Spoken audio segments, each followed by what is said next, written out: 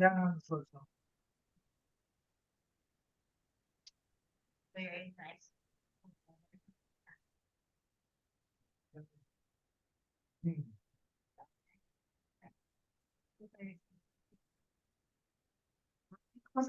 Because of like what I Oh, see the sun.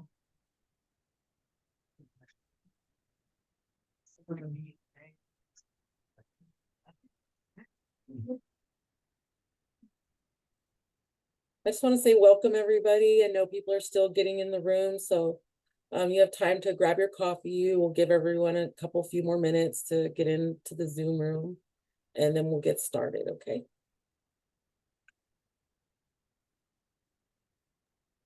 Thank you, Raven. Good morning. Good morning, Monty. Hi.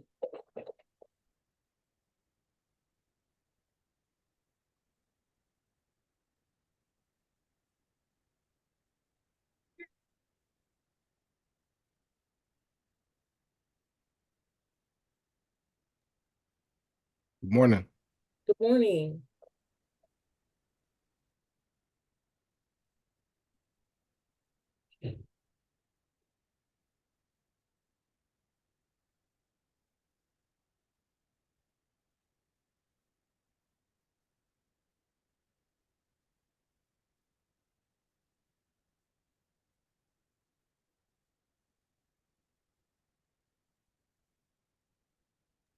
I'm just working on, or even the survey results. I'm pulling them into something that we can share on the screen. Okay. All right, thank you.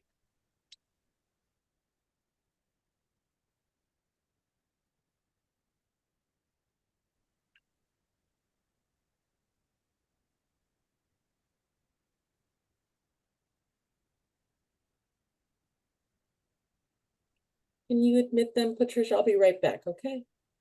Give me 1 sec. Sure.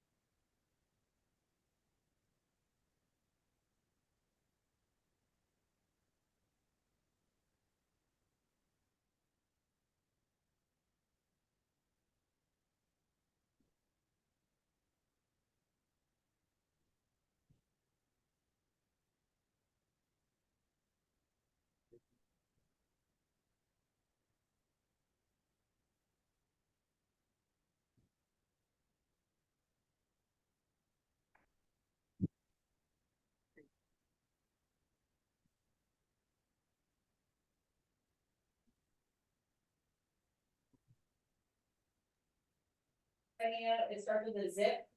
Good morning, everybody. I'm so glad that you're all here. Looks like we got a pretty big crowd, 23 people. That's awesome. I'm glad you're all interested in cultural competency, in the cultural planning for Lake County. This is amazing work that we're trying to do. And it does take all of you to be supportive and help us understand your walk of life also.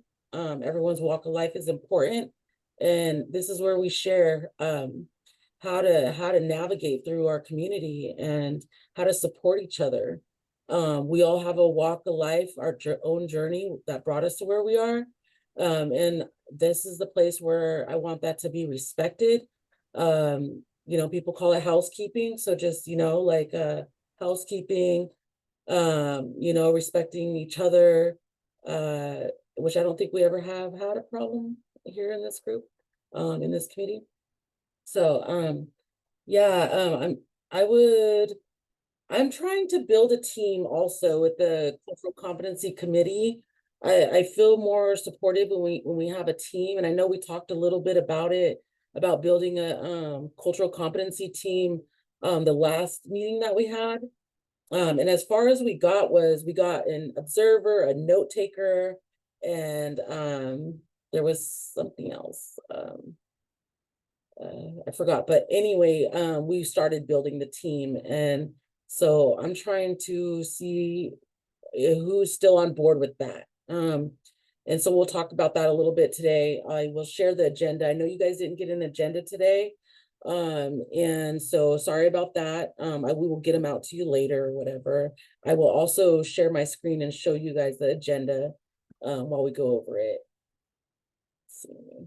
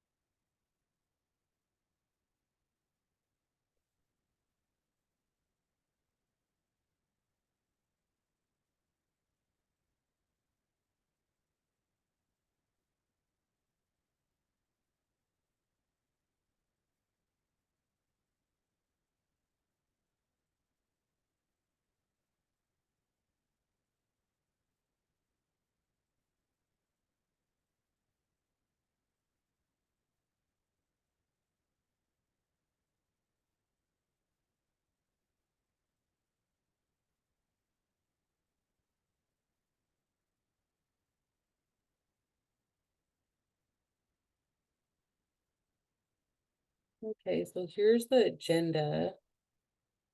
And so let's see. Can you guys see the agenda? Yes. Okay. I know it's 2 papers or whatever. There's one. Okay. So this is the agenda and the minutes. Our first discussion, our first topic is land acknowledgement, welcome and introduction. So I know there's a lot of us, but I still want to go around the Zoom room and introduce ourselves and just briefly share who you are, what you're doing, like with work or whatever. Just briefly share what you do for work. That's it. So I'd like to acknowledge the land that we're on right now. This is Eastern Pomo land here in Clear Lake. There's a way to go about finding whose land you're on.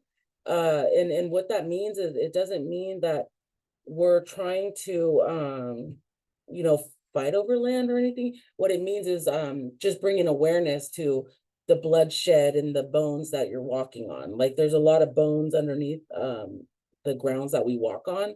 A lot of ancestors that have been killed on the ground that we walk on. And so that's why we bring land acknowledgement to this meeting. There was a lot of genocide here in our county. And so we like to at least acknowledge that what land we're walking on. So here in Clear Lake, I'm on Eastern Pomo land. So I want to acknowledge that and welcome to the committee, the Cultural Competency Committee. And I would like to go around the Zoom room and introduce ourselves.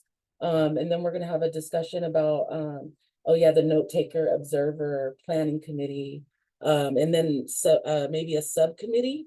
I kind of want to start looking at getting us an African American peer support center, maybe in Clear Lake. When I was talking to some of my African American sisters, they were saying Clear Lake would be a good area. But I do want to leave that discussion open for our African American community members to speak on that if they would like. So we'll be talking about that. We'll talk a little bit about the cultural competency final plan. probably not much because we're almost there. We almost got it finally like completed or whatever, but it's not yet. And then what does inclusion look like in the workplace? And then how do we create an inclusive plan moving forward?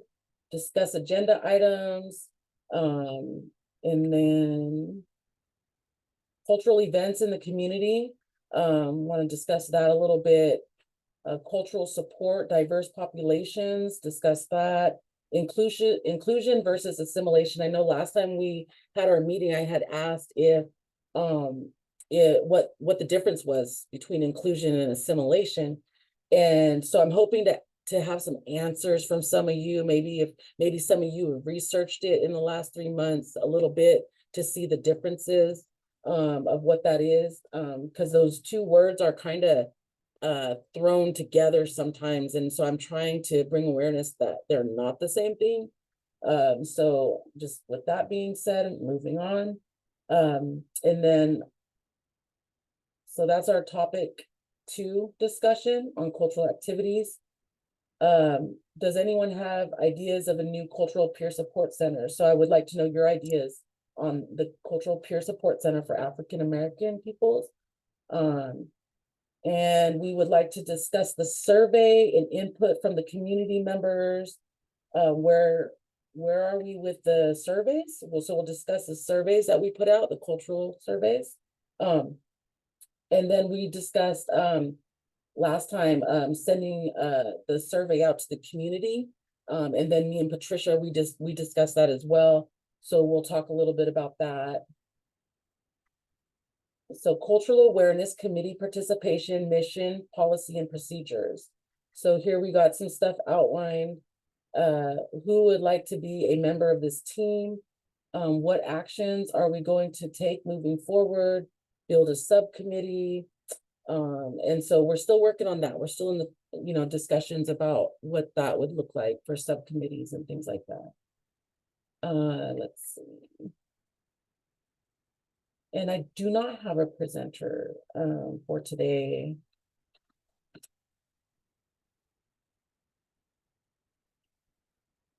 If you guys have any good presenters in mind, let me know. We could always bring them to this platform and have them present. That'd be great.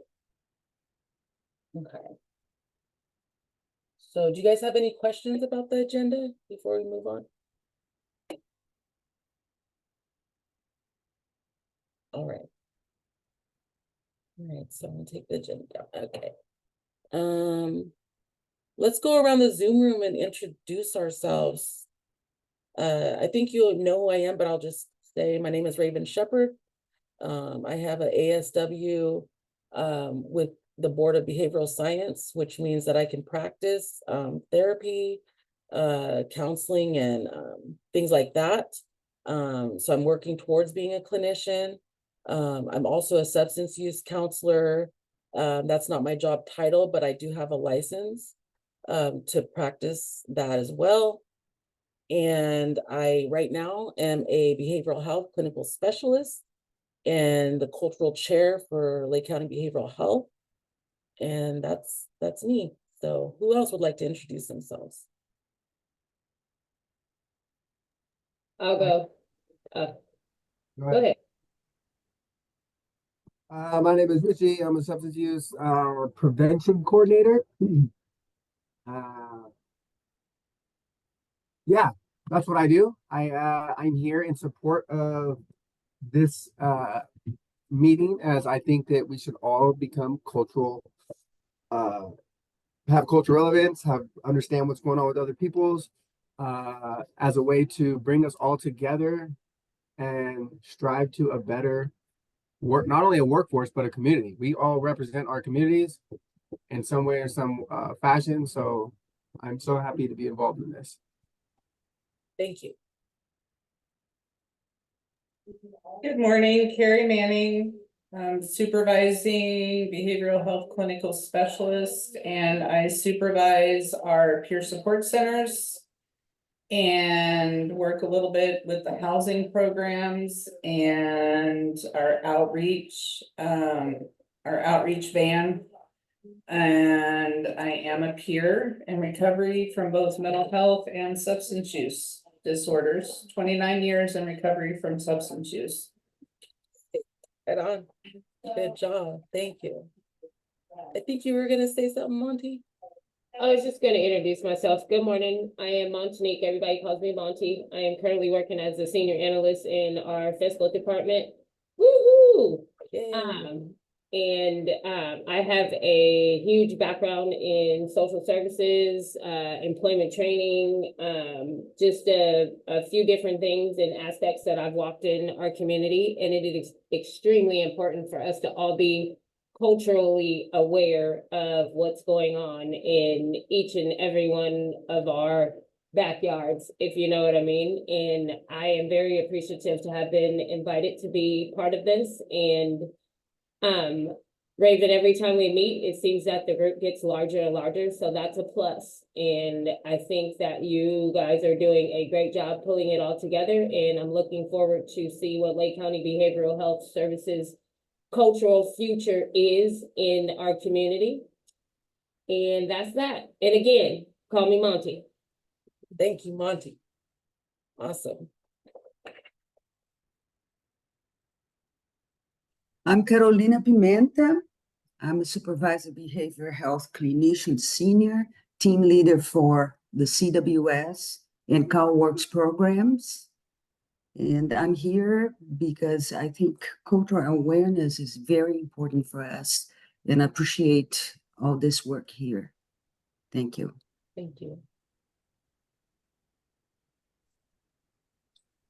All right, how you doing? I'm Jermaine Gregoire. I am a mental health analyst. No, it's fine. So I'm a mental health analyst, and my title is staff service analyst too. I'm from Louisiana. I have a lot of experience with cultural issues in the communities.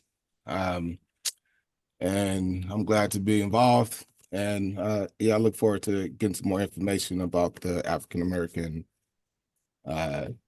place you want to do in Clear Lake. Thank you.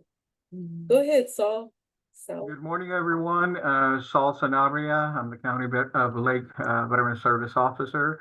Our office primarily focuses is providing each and every one of our veterans within our community and also outside our county with the level and the highest level of benefits that they can acquire, not only for them, but also for their family members, surviving spouses, education for children, their kids. But everything that it falls under the VA umbrella as far as benefits, as an individual, as a veteran, you have to meet a certain criteria. And there is a huge number of individuals that do not meet the healthcare or mental healthcare criteria. So we, as a county office, we are indebted to behavioral health. Why? Because behavioral health jumps in and assists that number of individuals who at this point in time cannot or do not meet the criteria. So this committee is by far going to provide us with unity and assistance. And the more I learn here, the more I can go ahead and provide to our clientele. Thank you. Thank you, Saul. Patricia. Hi, my name is Tricia Messner, and I'm a supervising clinician for the children's team. And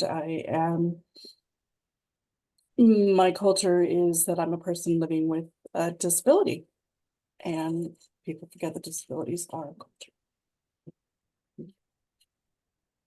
Thank you, Patricia. Who else would like to introduce themselves? Go ahead. I'm Daniel Russell. I'm new to outreach prevention here at Behavioral Health. I think this group is important to me because obviously being a minority in our community, I'd like to know how things are, progressing. Aside from that, I've also spent some time working for various tribes on the lake, so I understand it from both sides of the table, which makes me very passionate about advocacy. So I'm very thankful to be here. I hope that I can contribute whatever insight or experience to make things better. Thank you. Good morning. This is Michelle Lampkin. I'm Staff Services Manager for Operations for Bureau Services. I'm an elder member of the Cherokee Nation in Tahlequah, Oklahoma, and I'm also an elder in this community, which makes me culturally sensitive. So I'm glad to be here representing our elder community. Thank you. Welcome. Yes, we have John Moritz. If you want to unmute, you can. He did leave his, where are you? Don't see you. Well, he did leave his introduction in the chat box. So he said, I didn't have a chance to test my mic. I'm John Moritz. I'm the Staff Services Specialist for Operations. I was happy to receive an invite to this group. I'm from Boston. My fiance is Navajo from Arizona, and we have a good mix of both of our backgrounds in our home. Beautiful. Thank you. Yeah, and welcome to you that are not from California. Welcome, welcome to California, and welcome to our county and to these tribal lands. And like I was saying earlier, land acknowledgement. We're on Eastern Pomo lands here in Clear Lake, California. There is a number, I think I gave it to you guys last time, but I should probably pull it up every time. There's a number where you can go to put your zip code in, and it'll tell you wherever you are, whatever zip code you use, it'll tell you whose land you're on right there. And the reason that's important, it's not so much of saying like, to make you feel embarrassed or feel like you're out of place or uncomfortable, right? It's just so that we acknowledge the bloodshed that was there. The genocide that was there, the bones that we're probably still walking on. Some people don't know what the surveyors do when, like there's a lot of building construction and things like that going up. Like people notice that there's something going up behind Safeway here in Clear Lake. And so when those or like AM, PM, like when things are being built, sometimes, well, in the history, sometimes when they would find bones, they would find like our ancestral bones and stuff, and they would just continue building on those bones. And some people that have roots here, they're like, hey, those are my elders, my ancestors, like we want those bones back, and so it kind of puts a hold on them building until they can access that land and remove all those bones that they can gather. And there's a process that it takes. They don't just remove the bones, they pray over the bones, they put medicine around the bones, things like that. And so there was controversy before about like, oh, they just don't want us to build. And that's really not true. It's not that indigenous people don't want society to build. They just want to like a hold so that they can remove the bones before they build. So that's like, it came into law. It is a law that we're supposed to be abiding by as a county, to let the surveyors come in and remove the bones first. I don't work in that department, so I don't really know how that's going or whatever. But I just thought we should acknowledge that. That's why we do land acknowledgements and things like that, to bring awareness to the people that came before us, that are, at rest or trying to rest or need to be put to rest and properly, Anyway, so thank you for listening to that. We can continue with our introductions. Who'd like to introduce themselves next? I'll call on you guys. I'll go ahead and go. Samantha Bond, I'm the Executive Director for First 5 Lake. We focus on all things 0 to 5. And it is a big part of everything that we do that we have inclusivity as well as equity. And we recognize and realize that many of our services that we have to offer within our community are not always equitable to our various communities, and we strive to do better. Thank you. Go ahead. Hi, my name is Morty Rodriguez. I'm with the Lake County Behavioral Health Services Mental Health Staff Service Analyst, and I'm just a pleasure and honor to be here, part of the Hispanic Mexican group, just representing us. So, Thank you. thank you so much.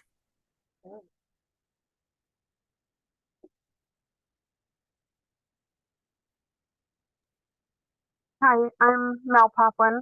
I'm behavioral health staff service analyst on the compliance team, and I will be here to assist with data extraction as needed.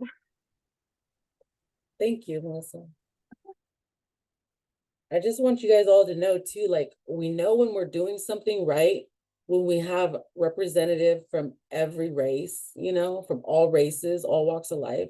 When we see that in a group, that's how we know we're doing the right thing, because we're all on board here. And that's what it takes, you know.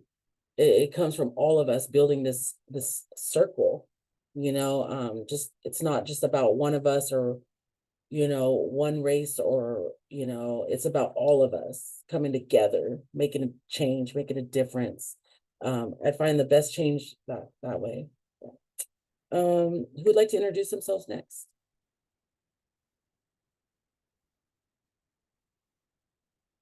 Hi, everyone. I'm Layla Romero. I work for Lake County Health Services as the Health Equity Coordinator. I was born and raised in New York. I'm first generation Filipino American. A lot of my work is teaching health or trying to incorporate health equity into all of our health services programs, as well as teaching cultural humility to our staff. I try to build relationships with some of our community organizations and community members. And eventually I'm hoping to work more with surveying our marginalized populations to get a better understanding of how health services can serve them better. And I am very excited that this committee exists because I am alone in my program. So I do the health equity work by myself in my department. So I'm glad that we're all here together and hope that we can collaborate. Thank you, Leela. Anybody else that hasn't introduced themselves that would like to?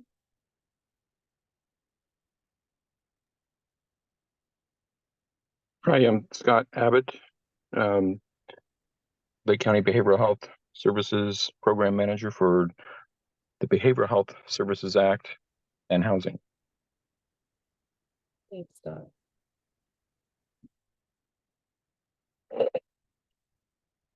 Anybody else? My name is Kara Faye Ingram. I'm the program supervisor for the Harbor and Nest through Redwood Community Services. Thank you, Kara. Got Patricia Russell. She put her name in the chat, or put her introduction in the chat. My name is Patricia Russell. I am the MHSA data analyst at Lake County Behavioral Health Services. My cultural background is mixed. I have immigrants from multiple European countries in my ancestry. Some fled Germany during World War II. Some came over before the American Revolution. One grandfather was from Indian Territory in Oklahoma. His wife was the child of a German immigrant. I'm sorry. His wife was the child of German immigrants in New York. Another grandfather was Cajun from Louisiana and married a woman of Irish descent from San Francisco, so pretty much mixed. Well, welcome, Patricia. All right, so that's awesome. Anybody else want to introduce themselves? My name is Hannah Ali Adib. I am the program support specialist for First Five Lake. All right, welcome. Thank you. Hey, so who would like to be? I think we have a note taker. So I asked, like, when we get started, if we could have a note taker, an observer, and building a planning committee, someone that could, like, somebody that wants to be on a planning committee. Like, I know we got a few names last time. I think Monty was someone that wanted to be on the planning committee. So we're still having discussion around the planning committees. And Raven, I definitely want to be part of the planning committee, but I need to be careful with my time because we're at the end of the fiscal year for fiscal. So slam dance on a regular basis right now within the next 4 to 6 weeks in reference to our crossover and bringing in our new money and stuff like that. And it's definitely my first priority, but I don't want to be disincluded from being a part of the committee because I got work, you know what I mean? Right.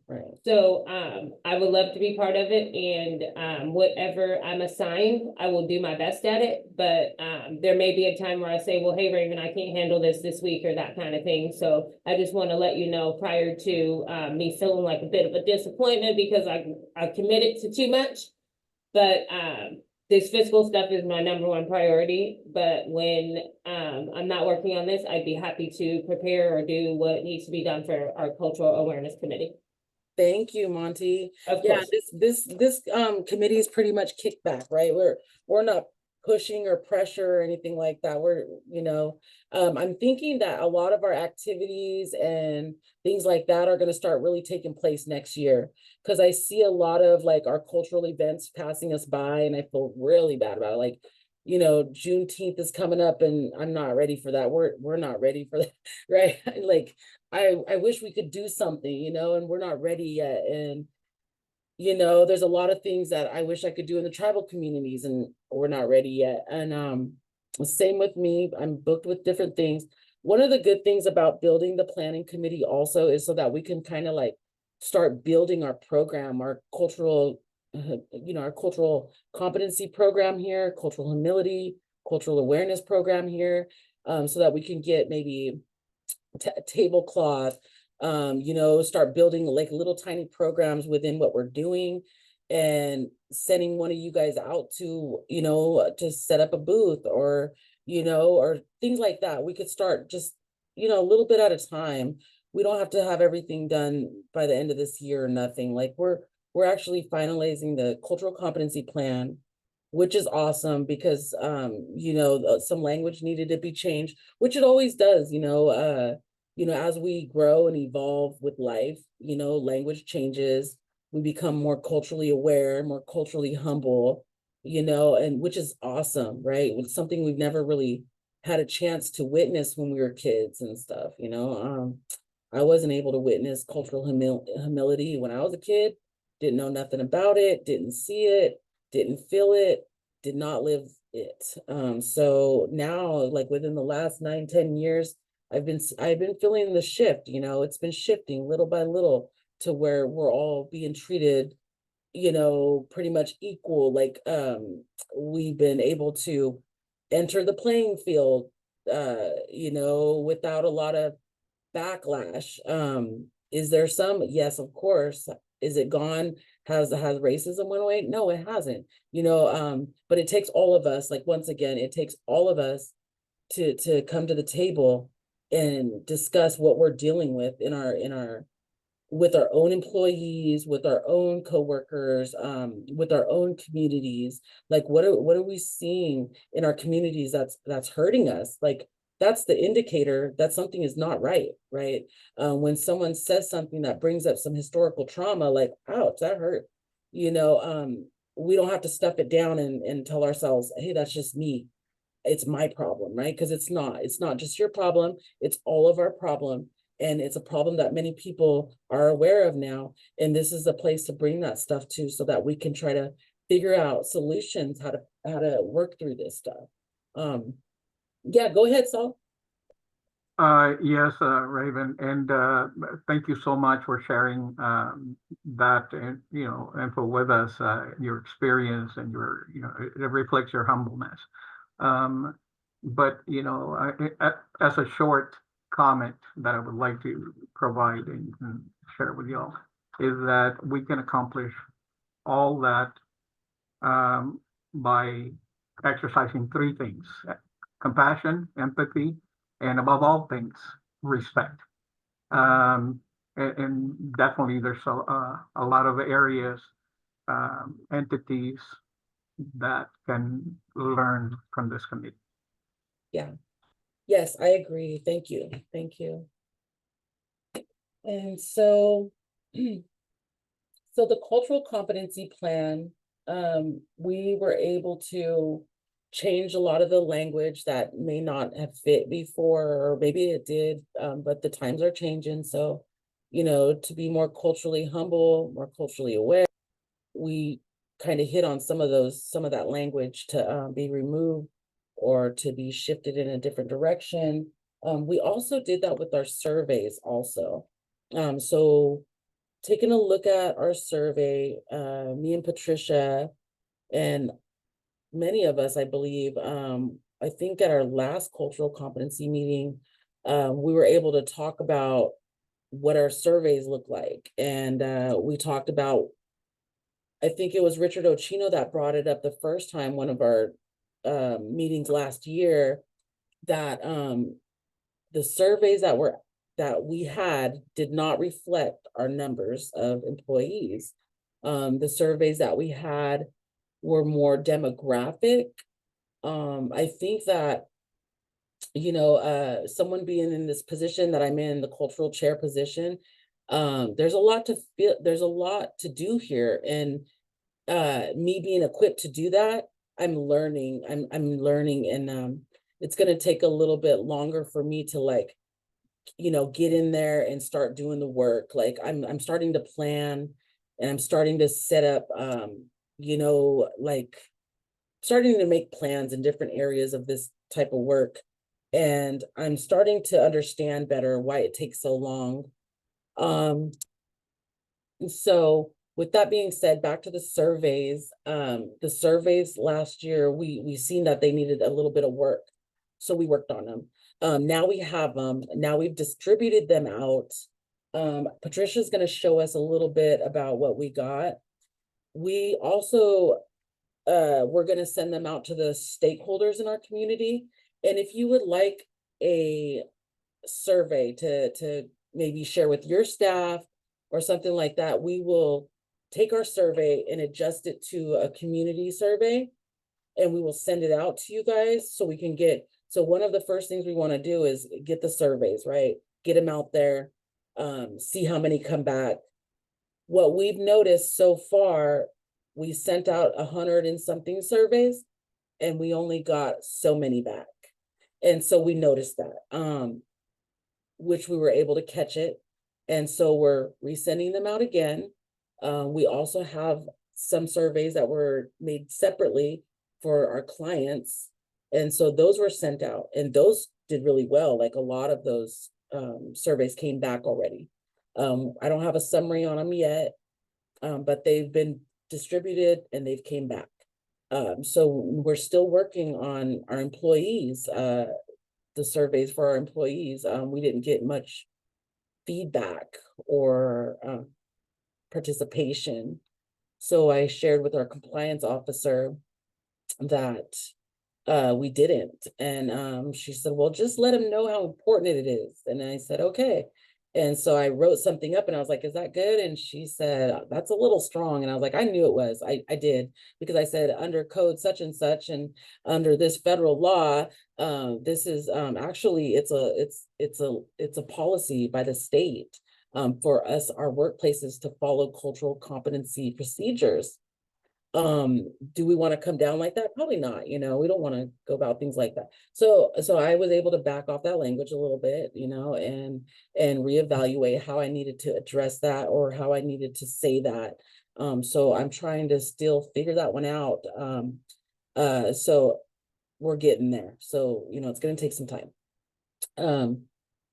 Do you guys do cultural surveys in your workplace?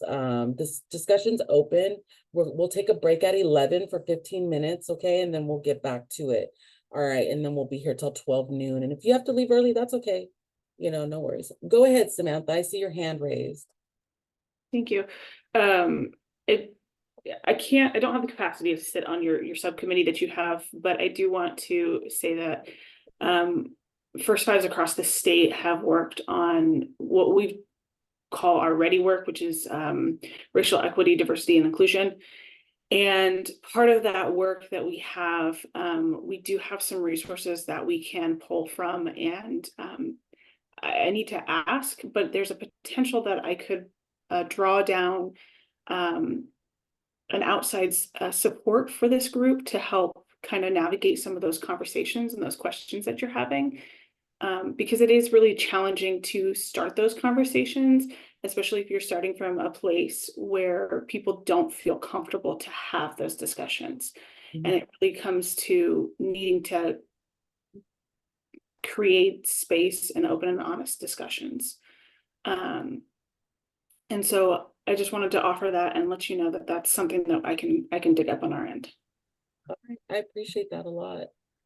Thank you so much. So I wrote your name down, and I think that we could get a number later or an email. Patricia will probably send me the email, your email, if that's okay with you. Yeah, and I can throw it in the chat for. Okay. Yeah, I see 2 hands up. I see Cara Faye has her hand up. Oh, I guess that's 1 hand. Mine was second, so whoever had their hand up first can go, because I raised my hand after. I take you today. It's a blessing. All for free? Yes. I think that was actually Samantha that had her hand up. It just took a while for it to go away. So it's Kara, you have the floor. Oh, okay. Yeah, I just wanted to speak on, one thing the previous speaker had just mentioned as far as like, people, being uncomfortable with, certain conversations or starting those conversations. And honestly, one of my favorite things is to be uncomfortable, because when you can find comfort in the discomfort, you're going to grow. And so if you don't go outside of your comfort zones, you're never going to expand. And so I really invite people to in the discomfort and under the sentiment that it's going to allow you to grow. And that was my only comment. Thank you, Kara. Thank you. Leela? Hello. Just to kind of answer your question about surveys. Last year, I put out a survey to to the health services staff on health equity in our department. Didn't get a ton of people, a ton of our staff to answer it, even though I did provide gift cards as incentives. But one of the things that I noticed coming out of our survey responses were that our staff doesn't have a very good awareness of the health disparities that exist in our community, and then also don't have a very good understanding of the social determinants of health that lead to those health disparities, as well as the different forms of systemic oppression and discrimination that also lead to those health disparities. And so that's something that I know that I'm going to be trying to work on with our staff. And again, yeah, starting conversations on racial disparities, and it makes people uncomfortable, and is something that I'm hoping to get more support from my management team on talking about. But it's hard when the management team is also getting uncomfortable with those conversations. So one of the ways I've been trying to approach it is to establish safety in our department, that, it's a safe place to talk about these things. It's a safe place to be uncomfortable, which again is difficult. I know we've had a lot of drama and mistrust in our department. So just trying to slowly chip away at that. Yeah, those are difficult conversations. One of the things I've done in the past was I had one of my Caucasian sisters, European descent. She came in and she did this whole presentation about how she feels, about racism, microaggressive behaviors, and things like that, and how she had to learn and walk through things just to learn where her biases were and stuff, which was really important for her. And she built like a whole curriculum out of it.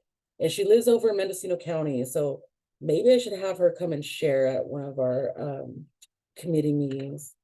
I'll write that down. Okay, thank you. Thank you for sharing, Leela. Yeah, exactly. We do run into things like that, you know. There's this one program. I was talking with someone about this program that has to do with the initiative to build employment, right? To build a diverse workforce. That's really important. When we have clients that see someone similar to them, they're like, hey, I'm going to be safe here. At least I'm not going to be like attacked racially. You know, and when they see inclusion with many different races, they're like, hey, now I'm really okay, right? It's good to see Caucasians, Natives, African American, Hispanics, Latino, Asians, like all working in the same capacity, in the same space. Like that's a beautiful thing, you know? And if I walk into a room like that, I know I'm okay. You know, so that's just something to think about also. Did anybody else have comments on what we're talking about? Speaking of that, Raven, does anyone here, I know that a lot of folks here are from behavioral health, but do any organizations have any like policies on diversifying their interview panels? Because that's something that I have brought up and not something that's been picked up yet.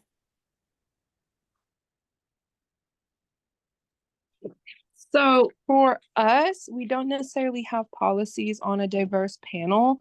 It comes down to the supervisor who's hiring for their program will do the interview, and then they'll get support from another supervisor, typically within the county or from a manager director. So we have a panel of two.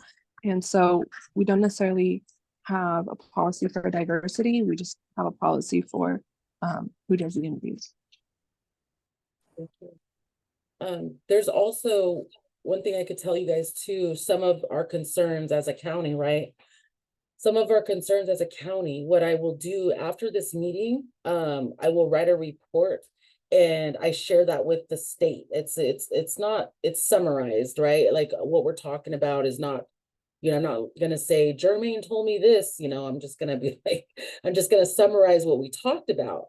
And so your concerns, it's one thing I've noticed about being a cultural chair for behavioral health is that it's not just us, it's not just you feeling like the way you're feeling, you know, or feeling like you're singled out because you're not, you know, practicing those type of practices, you know, like microaggressive practices. If you're not practicing microaggressive practices, sometimes you may feel singled out, like, oh my God, something's wrong with me. When really, you know, when we take it to the state level and on our level, county level, individual level, but it's even bigger than us. And so is the support of, so when we think we're alone and we're dealing with these things ourselves, no matter what background we're from, we're not alone. We're not alone. When I go and talk to the state committees, the cultural committees from the state, the regions and stuff, they feel the same way. And it doesn't matter what color they are. They could be Caucasian and they're tired of it. They're tired of racism. It doesn't matter what color we are. People are tired of it. And so we're not alone in that. So whatever concerns that we have here, we talk about that with the state also. All right. So hopefully we can get more policies and procedures around that and things like that and build more support. And it's kind of good that I'm in this position because one of the things I do is I oversee appeals and grievances to see if they are culturally appropriate or whatever. I do that type of work too. I'm able to look at our policies and procedures in the county to see what the language looks like and things like that.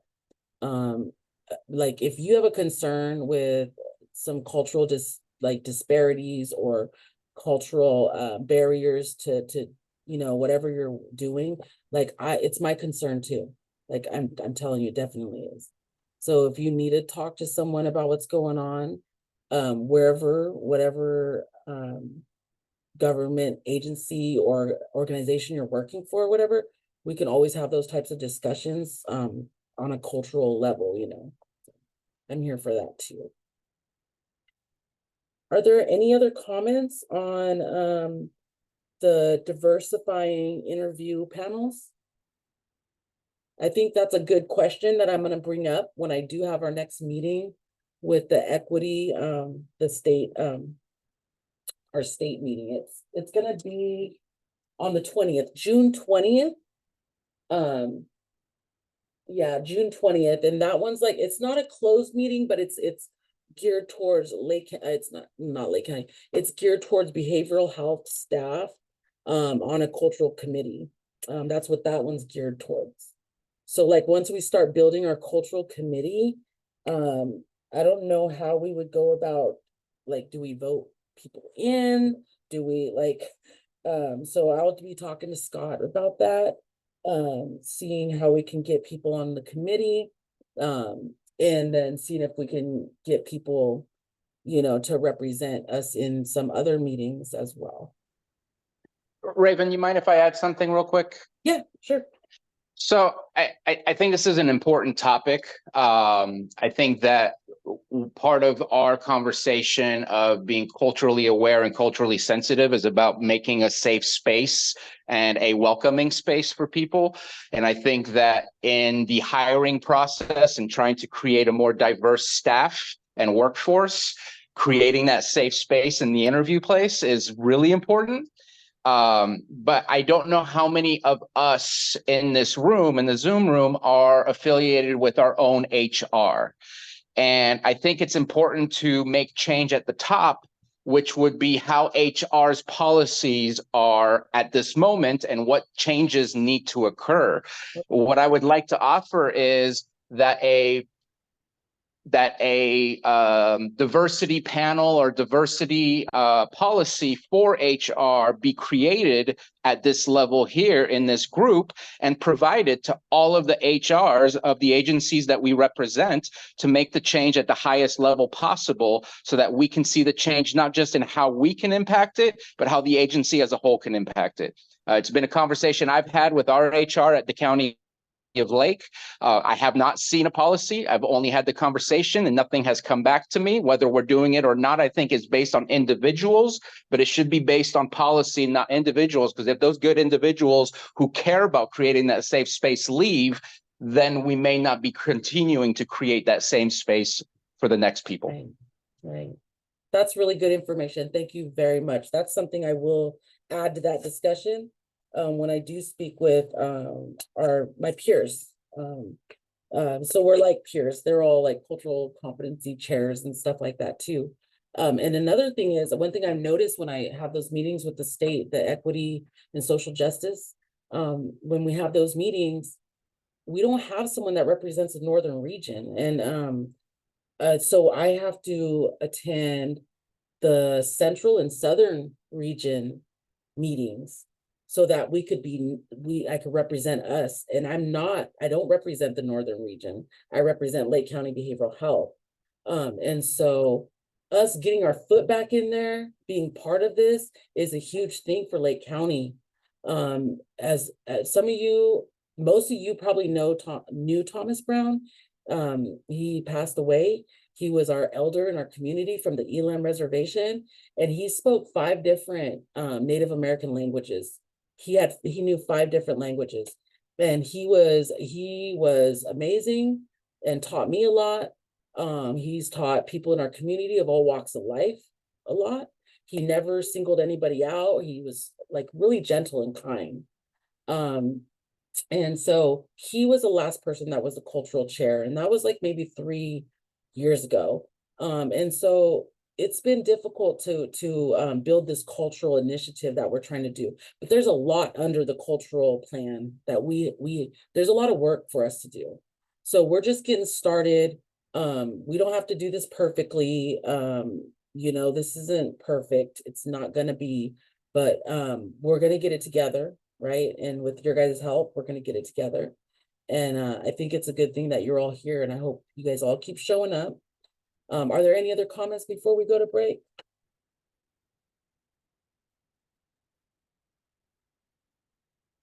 All right.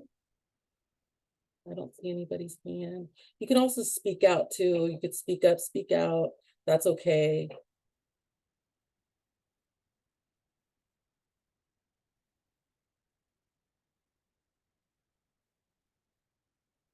All right, I think we'll take a break now, 10:56.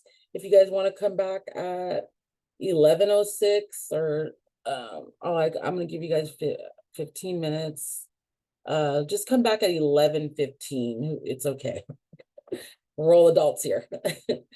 All right. Yeah, you can leave your Zoom on or whatever and turn off your screen or whatever you do.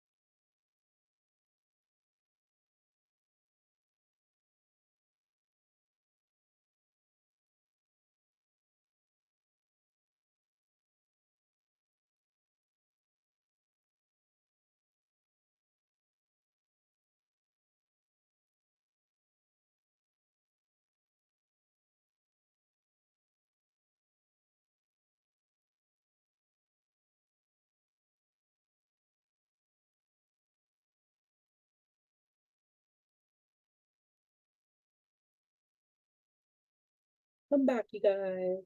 So I'm gonna get us started with it's a little reading, little quote. It's from Indigenous elders. Let me find it real quick. So it's the elders meditation of the day for May 30th. You can find it on whitebison.org. They give free daily readings a day, like free daily meditations or whatever, daily. This one says, power comes and goes. It can vanish in the twinkle of an eye, like smoke dissolving in thin air. Archie Fire Lame Deer, Lakota. The east, south, west, and north are the powers of the four directions. The Creator makes these powers available to do things. We pray to the Creator to give us the power to do these things. Often, we are given these powers for a while. Then these powers will disappear. Power is given and taken from us by the Great Spirit, the source of power. During the time we have this power, we should be responsible and use the power in a good way. Many good things can be accomplished when we realize where this power really comes from. Great Spirit, today, show me how to use your power. And I share that with you guys because we are all in our roles, and we have that power to do something with our voice and create a community that we want in Lake County. And so I just challenge myself to do the right thing when I'm sitting in a space to do that. And I'd like to challenge you as well to do that as well. Another reading I read from the Elders Daily Meditation for the day also is about something we discussed, humility. So I'm going to share that also with you guys in a second.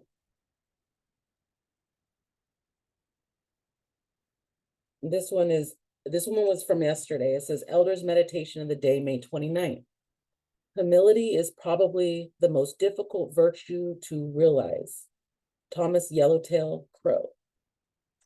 Two definitions of humility are: one, being aware of one's own defects of character, and two, giving credit where credit is due. This means if you do something and are successful because God gave you certain talents, give credit to God. When someone tells you how well you did, this is being humble. If you are successful at something, but had help from friends and spouse, neighbors, give credit to those who helped you. This is being humble. If you have done the task and you alone completed it, give credit to yourself. This is being humble. Say the truth and give credit where credit is due. Grandfather, let me walk a truthful road today. So I wanted to share those two things because of our discussion. And we're all here in a space where we could share those things. And being humbled is giving credit where it's due. So I could tell you, like, for me to get where I'm at, I did not get here alone. And it came from a long pathway of people fighting for rights, a long pathway of people standing up for each other, and people standing up and allying with different races so that we could all become one and work together. That's how I got to where I'm at today. If you guys want to share on those things, that would be great to open our conversations with humility.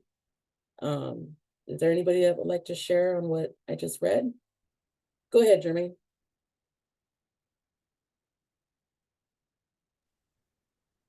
Yeah, when I first moved to Lake County and I went to Yuba College, I was kind of coming from the street side of things, and I didn't really talk to a lot of people.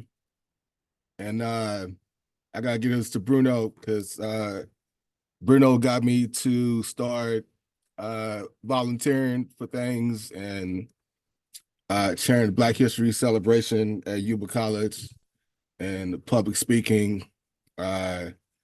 And kind of got me to start using my voice and being able to talk to different people that I would normally talk to. So gotta give a shout out to Bruno. Right on.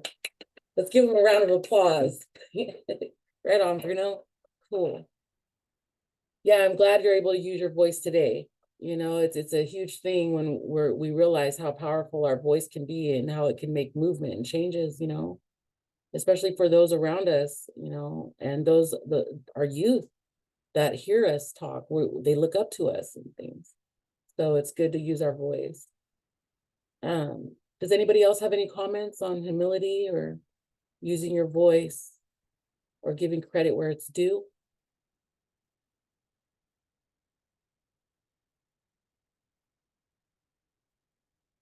All right.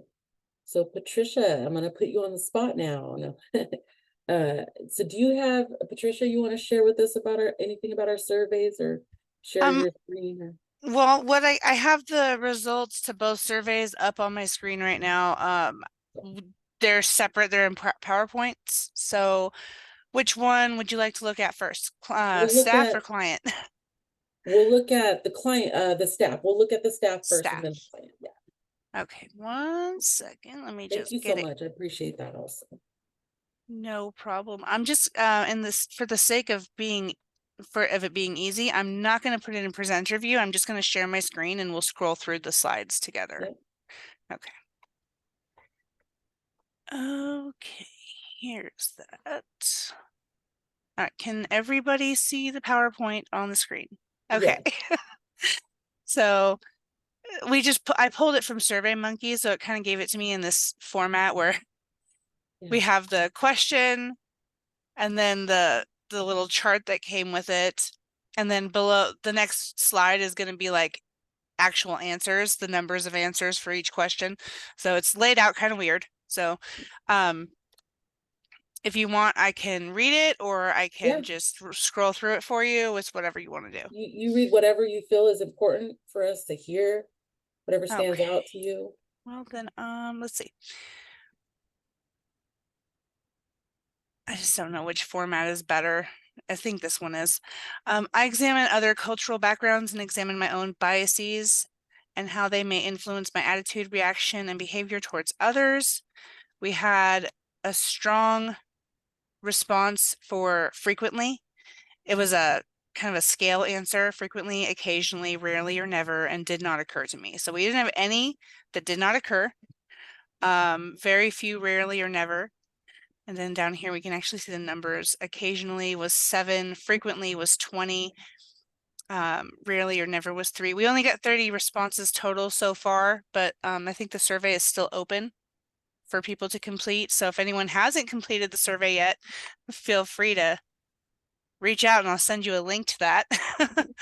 I continue to learn about the different cultures of our clients and family members in order to improve the delivery of behavioral health services. Again, strong, frequently response. That's good. It shows people are conscious of these things and more people are thinking about it more often. So that's great. 22 frequently, 8 occasionally. So that's really good. I recognize and accept that clients are the primary decision makers about their treatment, even though they may be different from my own beliefs. I mean, look at that green bar. That's fantastic. No biases among our staff that took the survey so far. 27 frequently, 3 occasionally, and then no nevers, no did not occurs. So that's let's see. I intervene in an appropriate manner when I observe other staff exhibit behaviors that show cultural insensitivity or prejudice. This one actually has a did not occur, and I take that as a like they haven't seen that happen, so it did not occur to them. And then the rest, it's actually kind of an even result here. It's 16, 7. Yeah, I was gonna say if we back up to the last one. So like where it says did not occur to me, what I'm thinking is like maybe they didn't think about, you know, standing up for injustice, right? Sometimes we're so used to like worrying about what we're doing and like that's not my fight and I don't want to be part of that, and so they just continue doing what they're doing. Like it's okay. This kind of shows me that maybe we need to let people know, like, it's okay to stick up for somebody else, right? If they're being treated unjust or whatever, it's okay to stick up for them and say, hey, you know, like the way that that person was being treated was not okay with me, you know? So I think that's what that means. Like, people are not aware that they can actually stand against like racism or microaggression. Right. Yeah, okay, go ahead. I'm sorry. It's okay. No. And then this one, I attempt to learn a few key words in the client's primary language, like hello, goodbye, thank you, etc. That seems to be kind of a little bit even results in the occasionally or rarely, and then several people, let's see, 17 people said frequently, 6 said occasionally, 6 said rarely or never, and 1 did not occur. So, I mean, that could be because they don't deal with client. I don't deal with clients personally. I don't have any interaction with clients, so that probably would have been mine. But that's I believe most people, in my experience, have done that. Like in Spanish, at least, like hola, you know, gracias. It's pretty basic stuff. That's the way I grew up. So, I have developed skills to effectively utilize an interpreter. Frequently, let's go down to the numbers here. 14 frequently, 8 occasionally, 5 rarely or never, 3 did not occur to me. And again, the did not occur to me, it could be because they don't do that. Like, no client interaction, no need to use an interpreter. You know what I mean? I feel like some of these questions could be a little bit more specific to situations, but I didn't come up with the questions. I just built the survey. I recognize that family may be defined differently by different cultures. That is a very strong, frequently answer. I like, so it seems that people are recognizing the differences and respecting them. Let's see. Oh, that's the numbers. Trying to be quick. I don't want to spend all the time. I utilize materials in a manner that can be easily understood by clients and family members. Again, the survey results seem to be pretty strong for those that have taken the survey. I recognize that gender roles in families may vary across different cultures. Again, that recognition seems pretty strong among staff and providers. Let's see. I participate in trainings to learn how to best meet the needs of clients and family members from diverse cultures. So we have frequently and occasionally. 1 did not occur. Again, I'm going to interpret that as because they don't have, it doesn't come up for their position, maybe. Like, that's just my interpretation of that, based on the question. Okay. What's this? Activities you have participated in the past 6 months. Check all that apply. So you can see there's quite a few activities that people have participated in through behavioral health or through their provider agency. Some of these, I believe, are outside providers. The results are anonymous, so nobody gets singled out for their answers. Yeah. So well, that one, the last one you were showing us, that was this one's amazing. Because when we were building the survey, what happened was before the survey was developed, the questions were basically demographical questions. And so we had to bring that to the attention of who wrote up the last survey. And so we had to add in a lot of these things so that we could kind of look at cultural characteristics and see if they apply or not. And so this is like where this looks like it's the meat of where we were aiming at. We were trying to get answers to how so, right? If we frequently do these things, and how so, right? And so where it shows green, those are things that people did do frequently as a whole. I recognize when I have a bias or exhibit prejudice behavior. That means a lot of our peoples are starting to notice or do notice when they are being biased. which is awesome. And then I learned something about a racial and or cultural group. That's really awesome because a lot of people have been in trainings, cultural trainings and things like that. So they're becoming aware of how to be humble by looking at their own biases is what I see in that. And then the one where it's like tan. This one here. Yeah. I reflected on my race, ethnicity, and how it affects my work. Like that, a lot of people did not do that, right? Right. Like 73% of people are saying they have now. So that's big Oh, I change. reflected on, yeah, yeah. So, but doesn't that color mean that they never have? Well, this one's kind of strange because there was so many questions. I think it just kind of color coded. So, right, if I mouse over, like 66% of people in this green bar answered this question. Let me go to the numbers really quick here. And they got them all big. I can't make them smaller apparently. So let's go back here. So it looks like these would be like yes or no. I think answers. I'd have to open up the actual survey to look at the question again. But it looks like we've got 73% of people checked this box. 66% of people checked this box. We've 66 checked this box. Like this one was a multiple choice, like what have you done type of question. And I think it just color coded it so that'd be easier to read the chart. I don't think that these colors coincide with the colors on the other questions, which is weird, but Survey Monkey, you know. Yeah. I can move on unless you want to talk about more of these points here because there's a lot of stuff here. Well, And I really like all the stuff that's there, like like the one I challenged a racist remark, like what, like 30 something percent of the people in the yeah, survey did. 33%. I challenged an anti-LGBTQ or transphobic remark. Oh, racist remark right above that. Sorry. Yeah. 33%. Yeah, so about the same. A sexist remark, 40%. I talked to a friend or associate about how our racial, oh, it doesn't show me the whole question. That's not cool.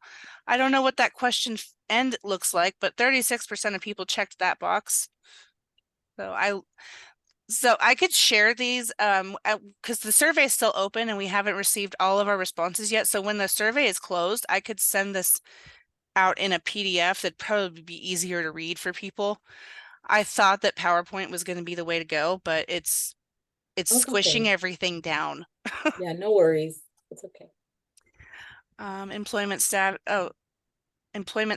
county staff and organizational provider staff. So that was just who you are answering the questions.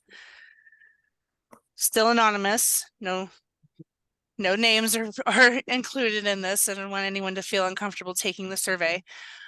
And then we have your job functions. We had 33% were management or leadership. We had some admin support staff who routinely interact with people. Okay, so and then admin support staff who do not routinely interact with people who are seeking or receiving services. So that's like I would be in this yellow bar here because I don't talk to clients. And then probably like our front office staff would be the blue bar up here. Case managers, said counselors. So we've got a nice spread. We just need more responses and these will fill up quite a bit. Oh, and the providers that answered questions. So that's just a little call out to who the providers were. And I know there was some confusion with our outside providers. They thought that the survey that got sent out was only for behavioral health staff. So a lot of people didn't respond right away. And I know that was a confusing point because it says staff survey. So probably should change more work that. to do on the survey, more language changing. Normally we have the survey built by another a contractor that we work with, but this year they were not available to do it. So I kind of had to take the old survey and just build a new one. So it was a lot of copy and pasting and I wasn't sure if it was gonna work out. So, because we don't usually do it in SurveyMonkey at all, so. And then we have Turned the, out beautiful. I really love this survey. I really do. the results came out really nice. Yeah. I've never presented them like this before, so. And so this is just the racial, ethnic backgrounds of the people who answered. You can see that they're predominantly white Caucasian backgrounds of the people taking the survey, which. And oh, I lost my spot. If you are Hispanic or Latino, what is your ethnicity? Several declined to answer, Mexican American and other. What is your race? I think some of these questions could be put together on one page. Do you consider yourself bilingual? We had several who do not consider themselves to be bilingual, which is why interpreter services are often needed. Which languages do you speak? Mostly Spanish. We have a translation service that we use over the phone for clients. I don't know if anyone was outside of our agency was aware of that, but we do have a phone translator for language barriers.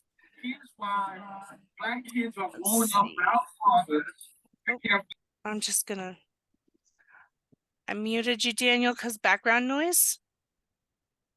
Do you act as an interpreter as part of your job function?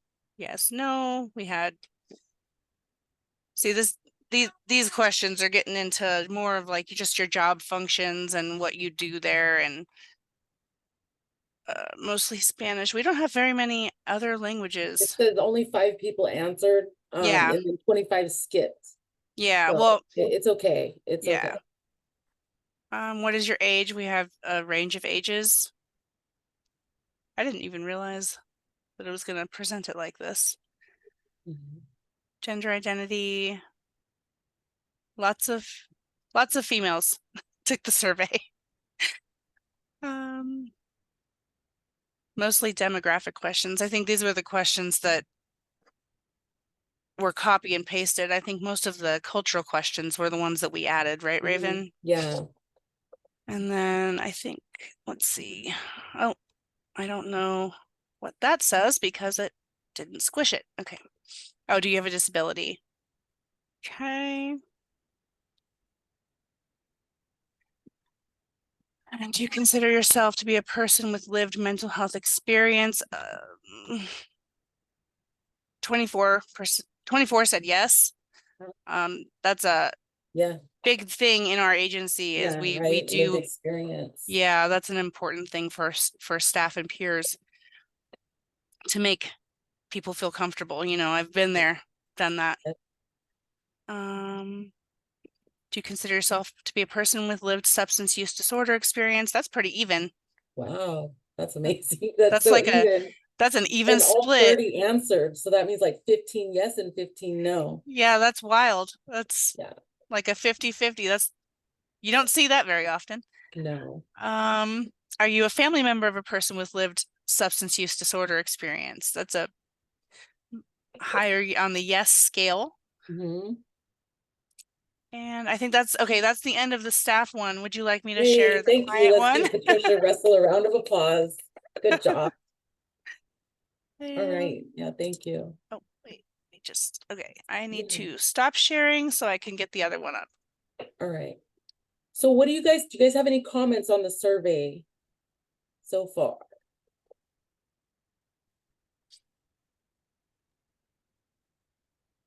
No, I hope people are being truthful and honest on the survey so that the data comes back like it's supposed to. That's the only comment I have. Yeah. I'm hoping to get our numbers up too, because 30, I'm hoping our numbers can go up a little bit more, you know, or a lot more. So that's what the goal is too. So hopefully that happens. I never got the Yeah. I never got the survey, so send it to me. I'll do it. Okay. Yep, definitely. If there's anyone else here that would like to take the survey, if they're a partner or from behavioral health, let me know. I'll write your name down right now and make sure you get a copy or get the link. And Raven and I had discussed right before the meeting started creating one for the stakeholders community who Yeah. aren't clients or staff or providers, just the community to take the survey as well if they want to. So I will work on that. I haven't built that one yet. I might just copy the staff one and then remove some of the like employer questions from it and send that out. Okay. That might be the quickest, easiest way to get that out to people. Okay.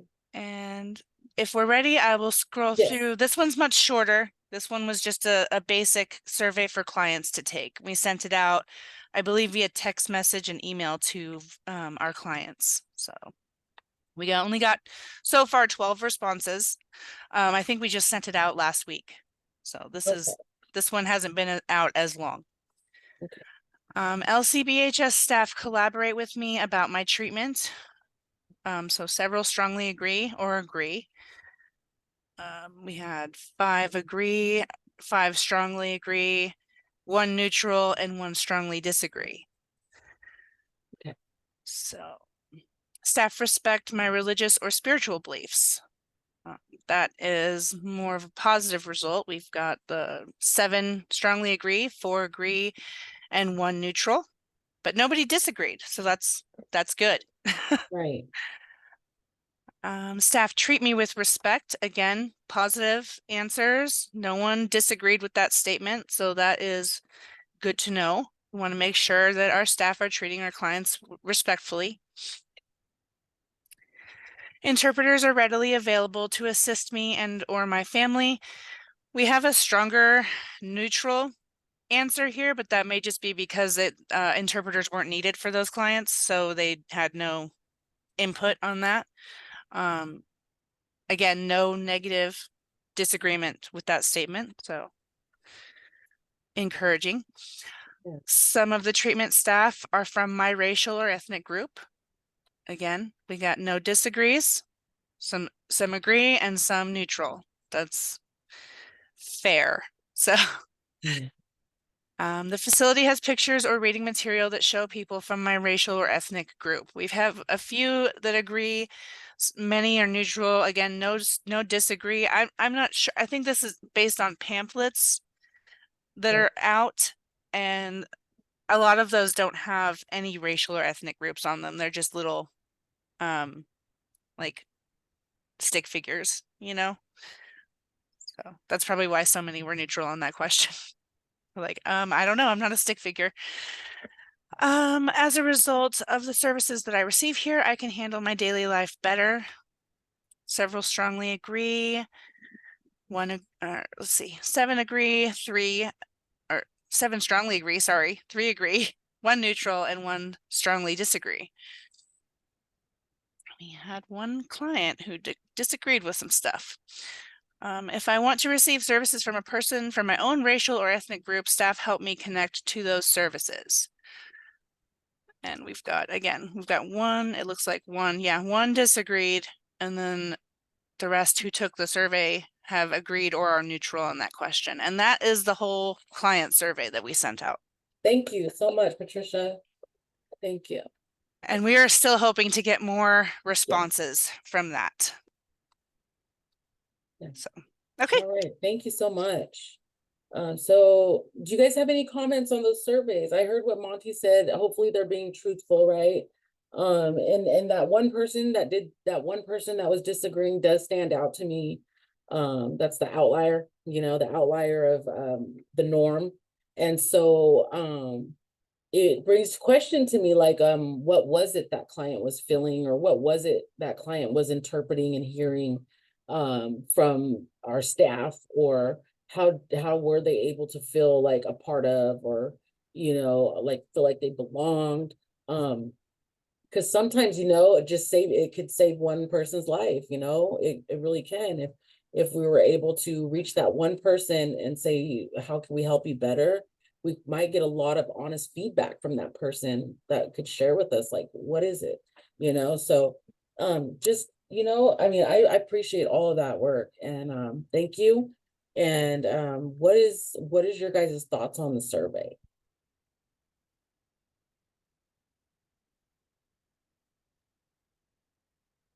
One of the next surveys that I want to see completed also is I want us to get out a survey for building or getting a African American peer support center. I want to put out a survey for that next. That'll be in the works. So if anybody has any input on that or building a subcommittee around that to build that type of program, please let me know. We have we're starting our planning committee. So our planning committee. So Jermaine said he's good to go. Leela, Monty. And so is there anybody else like that wants to be part of the planning committee when we do get ready to start planning for the peer support center, for events, for like awareness, activities and things like that? I know there's two this month is the Asian and Pacific Islanders Awareness Month also. There's that, and it's Mental Health Awareness Month. And then there's Juneteenth that's coming up also. Also LGBTQ community, yeah. Right, yeah. There is a, let me see, let me look at something really quickly. So I think I should probably get this out to you guys too. I was sent an LGBTQ flyer for a Zoom event. And so I can also send that out to you guys too. So maybe some of the cultural stuff that I start receiving, we will start sending it out to you guys. Okay. And then Leela says, July is BIPOC Mental Health Month. That's amazing, right? I wish we would be able to be ready to go, right, to do things for BIPOC Mental Health Month. So let's start planning to see what that's going to look like for us next year. Like we can take a look at what's going to be happening this month and see how we can how we could be of service to the community in this aspect, and how we could be able, how we could provide activities next year during BIPOC Mental Health Month in July next year. Thank you for sharing that.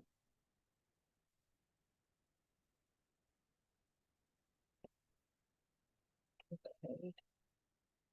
Just want to let you know that on Tuesday, on June 4th at 9 o'clock, we will be doing an LGBTQ proclamation at the Board of Supervisors. And on June 18th, I'm going to guess that's when we're going to be doing our Juneteenth proclamation as well. So I want to invite everybody that's on this Zoom to be at the board or on Zoom to support those kinds of things. Thank you. And what time does that start? 9 a.m. or?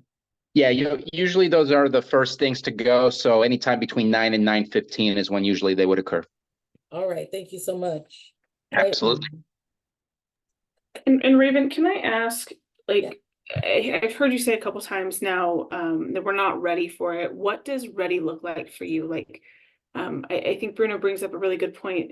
We can be ready for the small things right now. It doesn't have to be something big. But I want to just kind of ask, what does ready look like for you so that we can be supportive to you and this team? Oh, I appreciate that.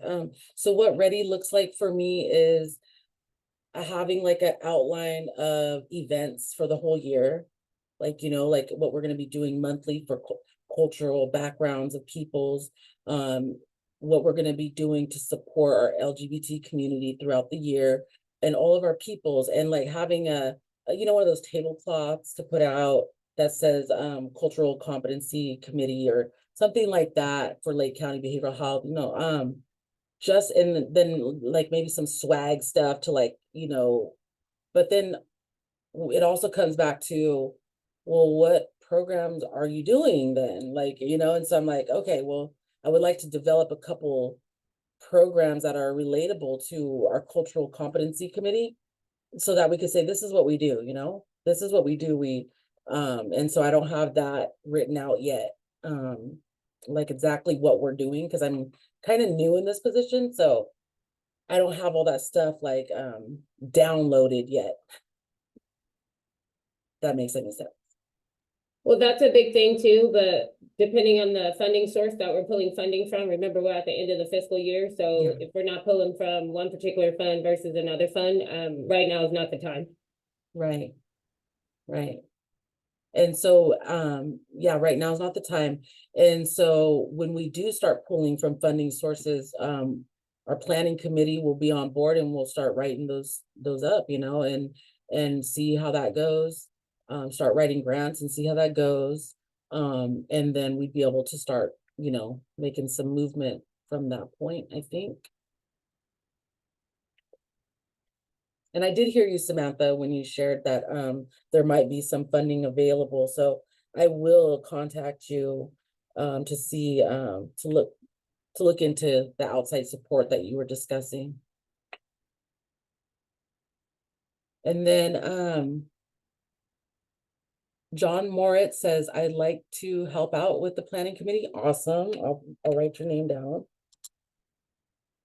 And then Sierra Myers, the Harbor on Main through RCS is hosting a Pride Prom on June 29th, and we still need volunteers if anyone is interested. Awesome, thank you for sharing that. Do we have anybody that's interested for volunteering on June 29th? What is what's the age range for that prom? Sorry, I'm still in the youth center right now, so it might be a little loud. But the age range for our Pride Prom is the age range for our Youth Resource Center. So it is ages 14 to 25. And if anyone wants to volunteer, Cara Faye Ingram would probably be the best person to notify, and I can get the email address, and then she can set you up that way. But if you know anybody that wants to partake and just attend, it is free to the community and it will be at the Soparis Theater. Okay. Thank you. Can you put her email information in the chat? Yep, I'm about to copy it right now. Okay, awesome. Thank you. Thank you.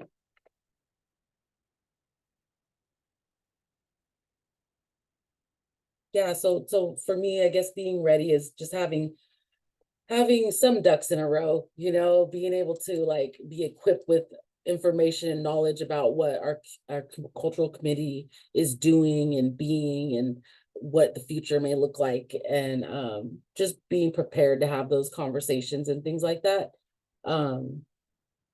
You know, researching more about my role, and so I guess I'm like starting to set my foundation in this role, and I don't have my foundation fully set, but if other people do, they can jump in there. I mean, I would really appreciate it. Like if someone says, hey, you guys can come and show up over here, or we could do this or that. I'm open to whatever ideas that any of you have.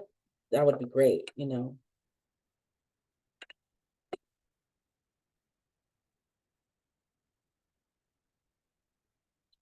So we're gonna move into closing comments. Let's see.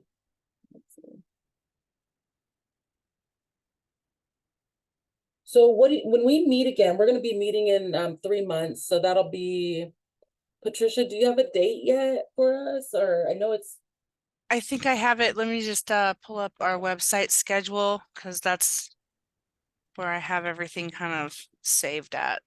okay. So stand by. I will get the date. Okay, it looks like the next one is August 29th. Okay. I believe that's also a Thursday. I think I tried to keep them all on Thursdays to keep the schedule consistent. So it's August 29th, same time, 10 to 12.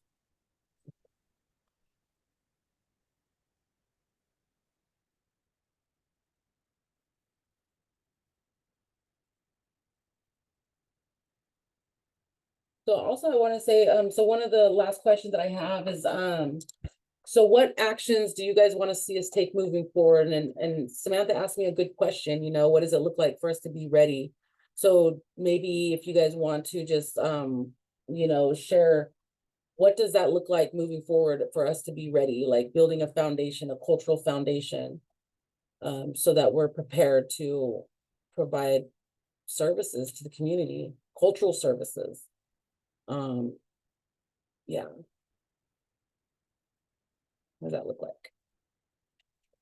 Like it could be outreach, it could be, I do hold the, I can counsel people. I can provide those types of groups. I can provide cultural groups also. And I'm pretty sure some of you can too, right? So what does that look like? Like, how will we use our skills and our characteristics to provide some services? That's what I'm seeing for our future. And so do you guys have any closing comments on that? Like what kind of things do you want to see in the cultural committee? I'd like to just kind of wrap back to what I've heard today, which is this need to address certain things internally for policy pieces. I hear you in saying that you want to do a lot of the outreach to the general public, and I think that's great. But I do think that having more of the policy bases and the trainings necessary for internal is really vital to be able to then address the external. We can't provide services to people if we ourselves are not competent or even aware of what the needs of our communities are. I agree. So when we come back on August 29th, 2024, one of the things I want to bring is a training. I'm going to have my friend come in, and hopefully she could talk to us about microaggressive behaviors and, how to recognize our own biases and things like that, or how do we recognize it on a community level, and in the work environment as well, and how do we teach our kids how to be diverse, like that's important too, right? And so I think training our next in August would be a good thing. So I'll set up a presenter for our next meeting. And what are some other things that you guys might want to see in our next meeting?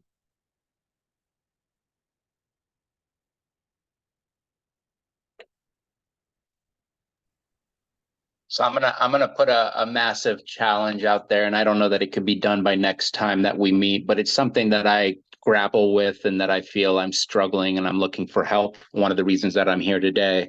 I think we can all agree as to what equity means, as to why we're pushing for equity in the services we provide to our community, especially from a public agency such as County of Lake. But I don't know that anybody's doing it in a very effective way. And by that I mean, I don't know that we're changing the outcomes. And so having some sort of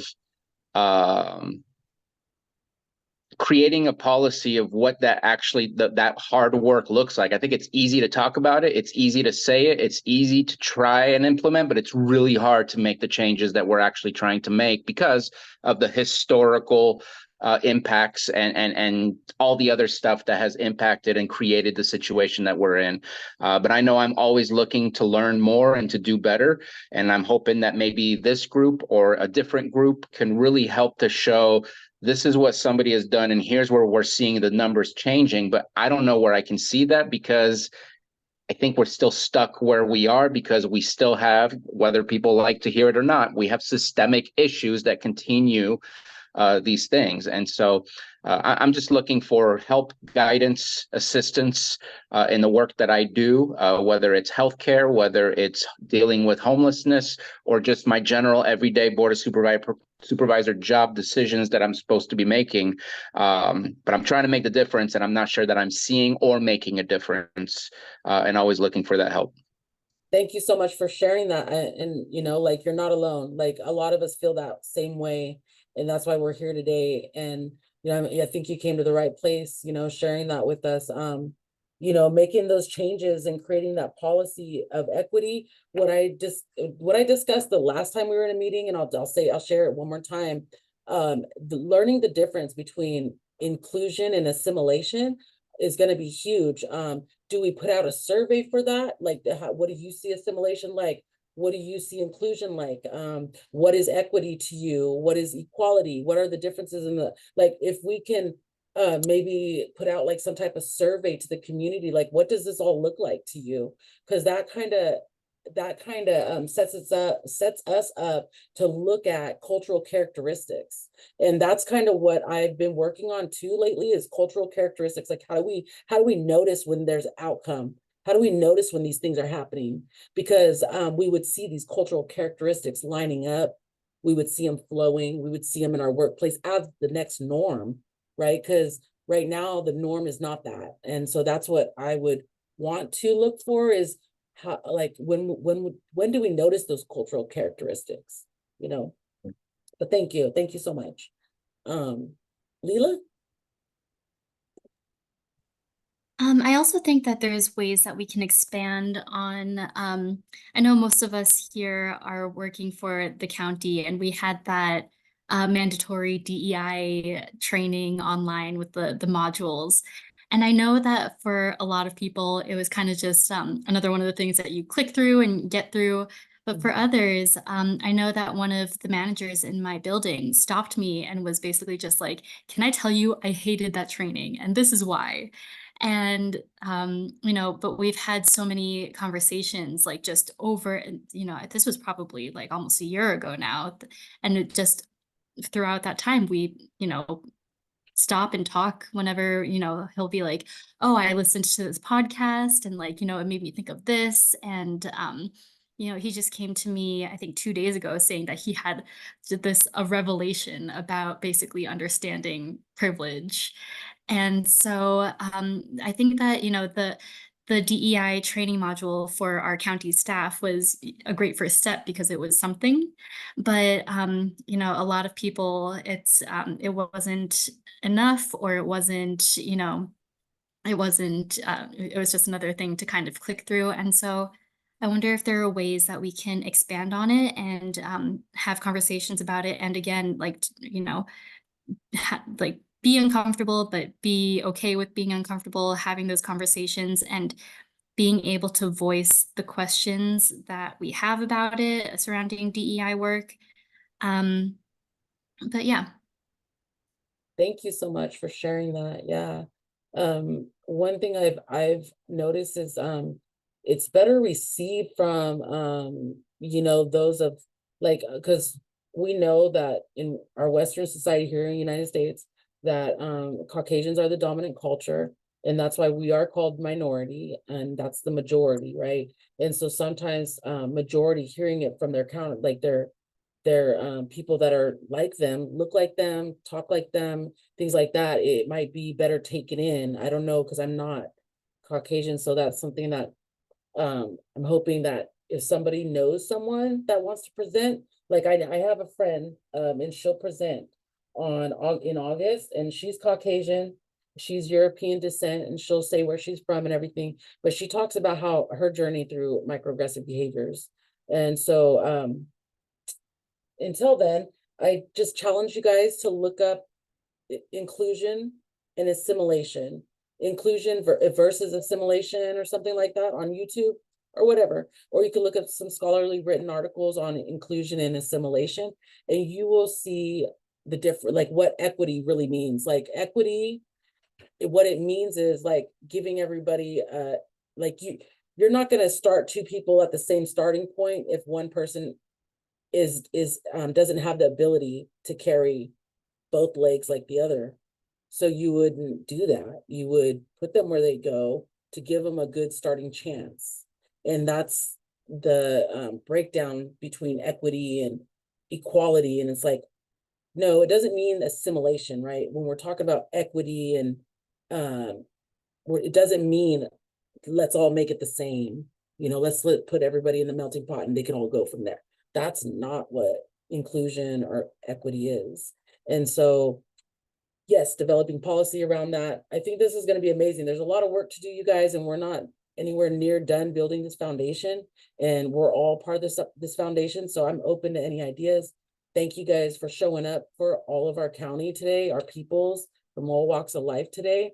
I'm hoping we can make a lot of work and a lot of changes and a lot of growth happen for our communities around the lake. Thank you so much. Is there any other closing comment? Hey, y'all have a good day. You too, Jermaine. Thank you. Thank you, Raven. Yes, thank you. Thank you.